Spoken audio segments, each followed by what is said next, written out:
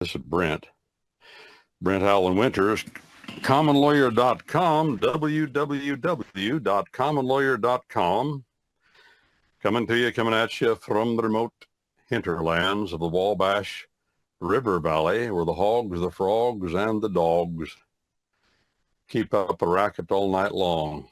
We had said in question 17, and again, this is the Stansbury's Catechism. That means questions and answers, form of teaching, line upon line, as Isaiah the prophet says, precept upon precept, here a little, there a little, he says. That's how you learn. Repetition is the mother of knowledge, and learning the answers to questions makes you feel smart. So he asked the question. Question 17 out of 333 questions of this catechism. Was our country always a republic? And I had made mention, as much as I like him, I find we're all flawed, and I believe he's flawed. I've said this before, you've heard me say it again. We are not a republic, and not fundamentally. No, never. We're not a democracy either. No, not that either. Matter of fact, the Constitution of the United States, according to Professor Woodruff, and he's right, and I agree with him, I'm in good company, the Constitution of the United States is not a democratic document at all. There's nothing in there about the finality of the majority principle. Now, what is it then? Well, it's a brief of common law government. Common law is not about majorities, it's about due process. It's about how we go about achieving the results we achieve. The results we achieve are God's business. The Bible says so. But the process that we use to get to that result is our duty and responsibility. We just had a presidential election. Went pretty smooth. Certainly wasn't a hanky-panky going on this time that there was last time. Oh, there's always hanky-panky going on.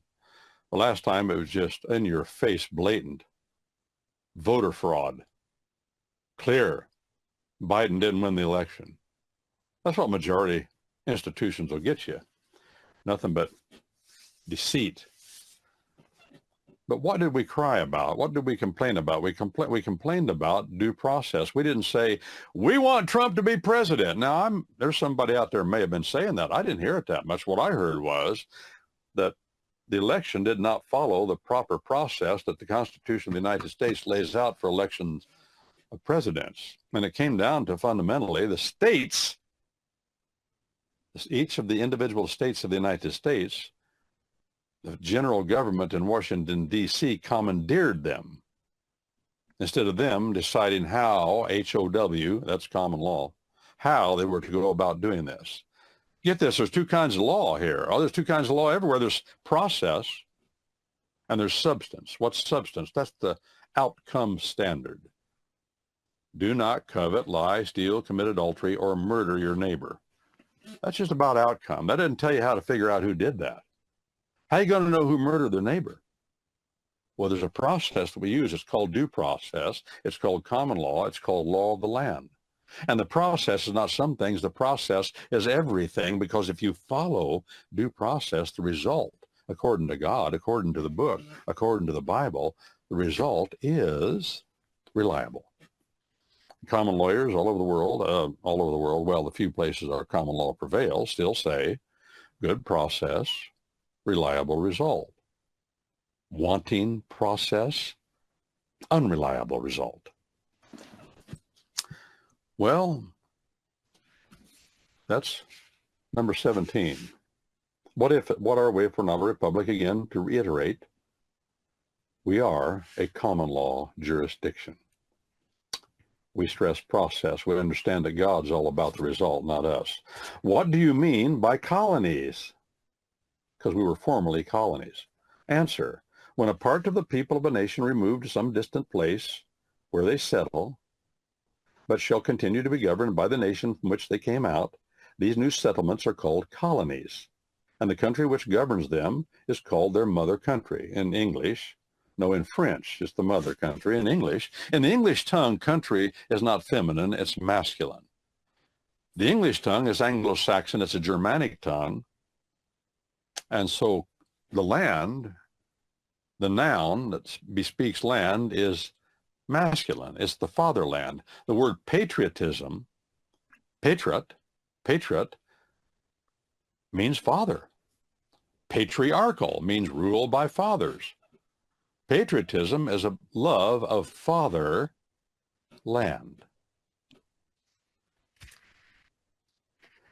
By what nation, question 19, by what nation were the American colonies governed? Answer, by Great Britain. Great. Why did they say great? Well, there's Britain, and then there became this term Great Britain. Britain is that island where Scotland, Wales, Cornwall, England are. Britain comprises those geographic areas where those tribes of people live. Great Britain came along. People started talking about that after the English internal civil war between the Crown and Parliament, where the Scots and the Puritans, the Presbyterians and the Puritans, that's the Scots and the English, Christians, substantively the same in their understanding of the Bible, controlled the country and defeated the Crown. And then people started talking about not Britain, but Great Britain, because they wanted to distinguish the way things are now from what we understood in history about the island of Britain. Now, there are those that say, as you know, may have heard, that the Hebrew word in the Older Testament for covenant, the Hebrew word in the Older Testament for an agreement between two or more persons, the Hebrew word is barith. Barith. Barith. Barith. That's it. There's a town over there in that part of the world called Beirut. Same idea. Arabic and Hebrew are kindred tongues because both the Arabic people and true Israelites, which are very few, nobody knows where they are anymore, but the true Israelites are Semitic, and their tongues are very much alike, Semitic tongues. Beirut. Some people say that British is from the Hebrew, the Semitic, I should say, the Semitic word of the Bible, barith. And now some say this. The Hebrew word for man, one of the two or three Hebrew words for man is ish. Ish. There's Adam, of course, that bespeaks our race of men.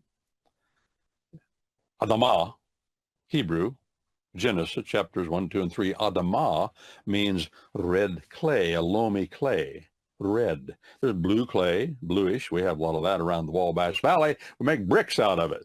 Lots of bricks, by the way. There's red clay, and there's bluish clay, and the bluish clay is still clay, but the word Adam bespeaks red clay like they got down in Georgia. I'll never forget the day. Remember the old song? That bright red Georgia clay, and how it stuck to the tires when we got stuck. That's what the song was talking about. But that means that clay down there has a lot of iron in it. Iron, as they say in Texas, arn. A-R-N, arn. It got a lot of iron in it, and that iron makes it red, reddish, darker. Isn't it funny? Funny? No. Curious, odd, but of great note that in Daniel, the feet of that image he talks about, its feet were made of iron mingled with clay, red clay. Iron mingled with red clay. Well, we'll leave that for now and try to stick to our common law. Our common law is from God. It's the way things are, and they aren't going to change. We notice the laws of nature, the laws of relationships between matter, things and things, living or dead. That's what we're talking about here. But British, Barut, people say, and have said for centuries, Barith, means covenant or agreement or contract. It's a catch-all word in the Hebrew tongue in the Old Testament, translated into the Latin by the reformers back in the 1600s and 1500s. They said covenant because they were acclimated to Latin, because most of them were trained as Roman lawyers of the law of the city, called a Roman priest, the canon civil laws of Rome. So they use the word covenant. I use the word trust settlement because that's what it is in the Old Testament. We'll get to that off and on as we go along. But Ish means man in the sense of individual man in his weakness. Ish, man in his weakness. Adam is red clay, man made out of red clay, but stressing that. Ish, these are synonyms. Ish stresses his weakness and his individuality. So British, they say, means covenant man. Covenant man. I just throw that out for your consideration because it's seen sometimes.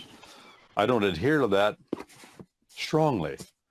It's a speculation in my mind, so I don't teach it as though it's fact.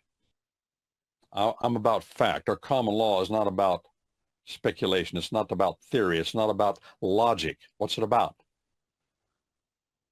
Well, it's about seeing the way things are and they ain't going to change, like you're from Missouri or someplace like that. Missouri. I spent a lot of time in Missouri. Missouri was next door to where we live, kind of, and I went to school there and a whole lot of things. And the motto of the state of Missouri, they call it the show me state. Show me. Show me. You're saying it's true? Show me. I can't see it. I don't believe it. Is that logic? No, that's not logic. That's seeing is believing. And when it comes to our common law, that's what it comes down to. Seeing is believing. Put men, women, witnesses on the witness stand. Well, what did you see? Well, what did you hear? What did you feel? When you touched it, what did it feel like? Did you happen to smell anything unusual when you walked into the room? In other words, witnesses testify to what they firsthand have sensed with their five senses. That's a witness.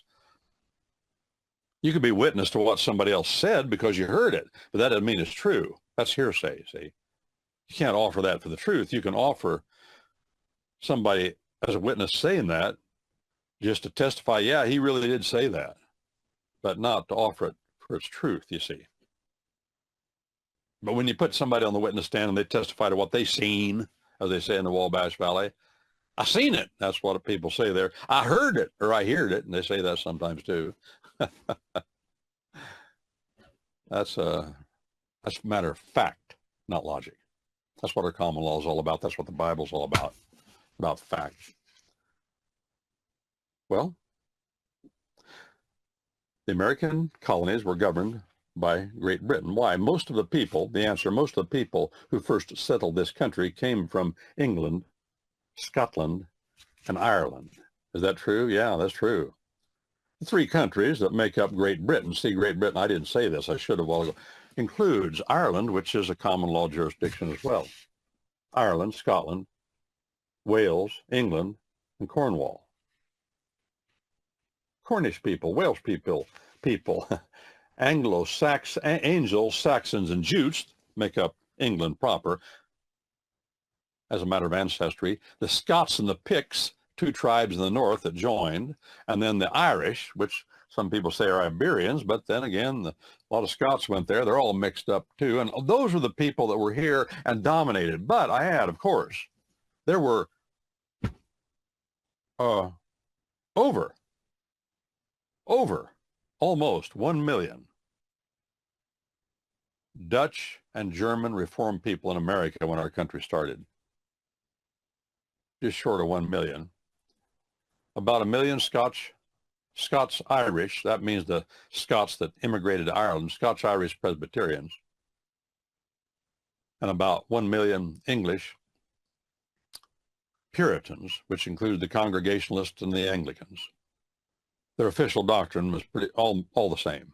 Although they didn't believe their official doctrine the same, it was all the same. And I've said this before, I'll say it again, they were hardcore war grade Calvinists, all of them. Those three groups. Now, some people say there were only 2.5 million white folk in the American colonies when the country started. I'd say and I would say it better from the figures I've read. I only know what I research.